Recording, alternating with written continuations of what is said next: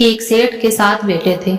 सभी का विवाह हो चुका था। छोटी बहू संस्कारी माता पिता की बेटी थी। बचपन से ही अभिभावकों से अच्छे संस्कार मिलने के कारण उसके रोम रोम में संस्कार बस गया था। ससुराल में घर का सारा काम तो नौकर चाकर करते थे, जिठाने केवल खाना बनाते थे। उसमें भी खटपट होती रहती थी। छोटी बहू को संस्कार मिले थे कि अपना काम स्वयं करना चाहिए और प्रेम से मिलजुल कर रहना चाहिए।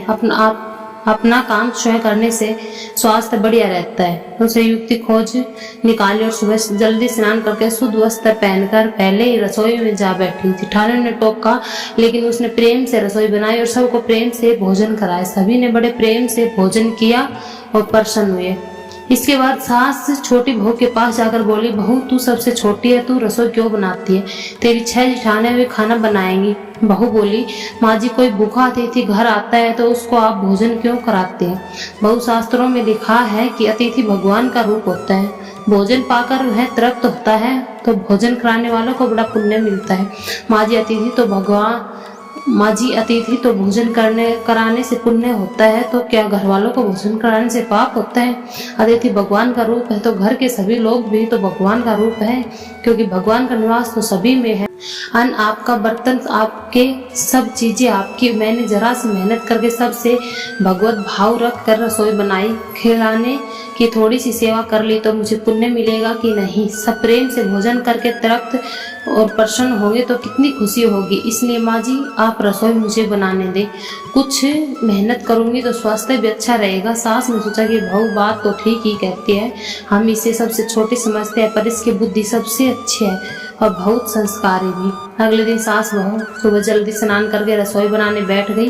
बहू ने देखा तो, माँ जी आप क्यों कष्ट करते हैं? सास बोली, तुम्हारी उम्र में मेरी उम्र ज्यादा है, मैं जल्दी मर जाऊंगी। मैं अभी पुण्य नहीं करूंगी तो फिर कब करूंगी? बहू बोली, माँ जी इसमें पुण्य की क्या बात है, यह तो घर का काम है। सास बोली, घर का काम करने से पाप होता है क्या? जब भूखे व्यक्तियों को, साधुओं को भोजन कराने से पुण्य मिलता है तो घर वालों को भोजन कराने से पाप मिलेगा। सभी में ईश्वर का वास होता है। सास की बातें सुनकर सभी बहुओं को लगा कि इस बारे में तो उन्होंने कभी सोचा ही नहीं, यह युक्ति बहुत बढ़िया है। अब तो बहू पहले जाग जाती, वही रसोई बनाने लगती।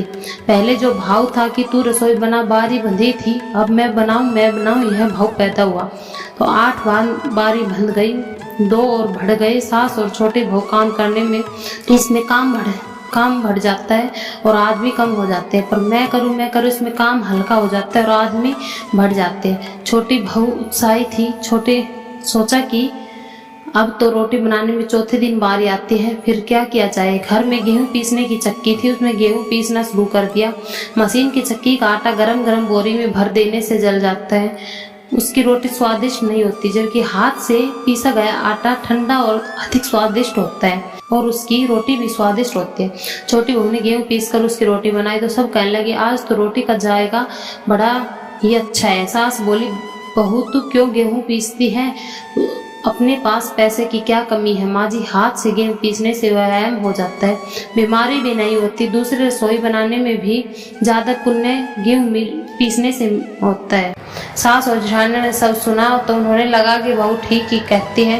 उन्होंने अपने अपने पतियों से कहा, घर में चक्की ले आओ, हम सब गेहूं पीसेंगे। रोजाना सभी जेठानी चक्की में 2 से 2.5 सेर गेहूं पीसने लगी। इसके बाद छोटी बहू ने देखा कि घर में जूठे बर्तन मांजने के लिए नौकरानी आती है, अपने जूठे बर्तन साफ करने चाहिए, क्योंकि सब में ईश्वर का वास है, तो कोई दूसरा हमारा जूठा क्यों साफ करे। अगले दिन सब ने अपने बर्तन मांज दिए। सास बोली, बहुत जरा सोचो, बर्तन मांजने से तुम्हारे गहने घिस जाएंगे, कपड़े खराब हो जाएंगे। माँ जी काम उतना ही, उसका महत्व ज्यादा। पांडवों के भगवान श्री कृष्ण ने जूठी पतले उठाने का काम किया था। अगले दिन सास बर्तन मांजने बैठ गई। उन्होंने देखकर सभी बहुओं ने बर्तन मांजने शुरू कर दिए। घर में झाड़ू लगाने के लिए नौकर आता था।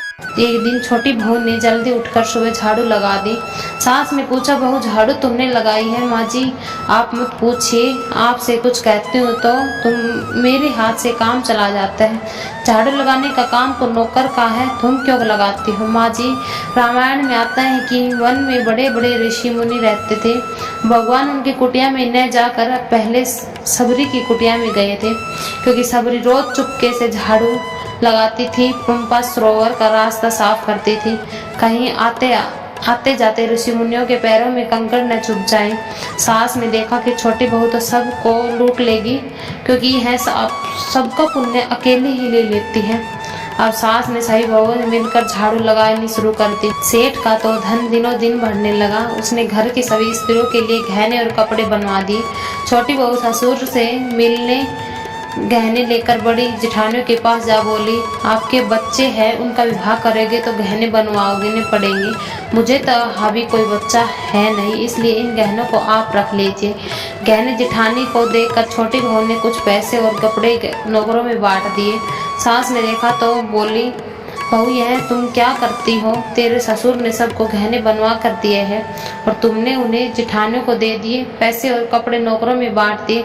माँ जी, मैं अकेले इतना संघर्ष करके क्या करूँगी? अपनी चीज किसी जरूरतमंद के काम आ जाए तो आत्मिक संतोष मिलता है और दान करने से तो अधिक पुण्य होता है। सास को बहू की बात दिल छू गई। वह सेठ के पास जाकर बोली, मैं नौकरों में धोती साड़ी बांटूंगी और आसपास के गरीब परिवार रहते हैं, उनके बच्चों का फीस मैं स्वयं भरूंगी। अपने पास कितना धन है, अगर यह किसी के काम आ जाए तो अच्छा है। न जाने कब मौत आ जाए, उसके बाद यह सब यहीं पड़ा रह जाएगा। जितना अपने हाथ में पुण्य कर्म हो जाएगा अच्छा है। सेठ बहुत प्रसन्न हुआ। पहले वह नौकरों को कुछ देते थे तो सेठानी लड़ पड़ती थी। अब कह रही है मैं खुद दूंगी। सास दूसरों को वस्तुएं देने लगी। यह देखकर बहू भी देने लगी। नौकर भी खुश होकर मन लगाकर काम करने लगे। आस पड़ोस में भी खुशहाली छा गई। श्रेष्ठ मनुष्य को आचरण करते हैं, दूसरे मनुष्य की उसी के अनुसार आचरण करते हैं। छोटी बहू ने जो आचरण किया उससे उसके घर का तो सुधार हुआ ही, साथ में पड़ोस पर भी अच्छा असर पड़ा। उसके घर भी सुधर गए। देने के भाव से आसपास में प्रेम भाईचारा बढ़ गया। इस तरह बहू को संस्कार से मिली सूझबूझ ने उसके घर के साथ साथ अनेक घरों को खुशहाल कर दिया। Thank you. मेरी कहानी अच्छी लगे तो प्लीज़ मेरे चैनल को सब्सक्राइब करें।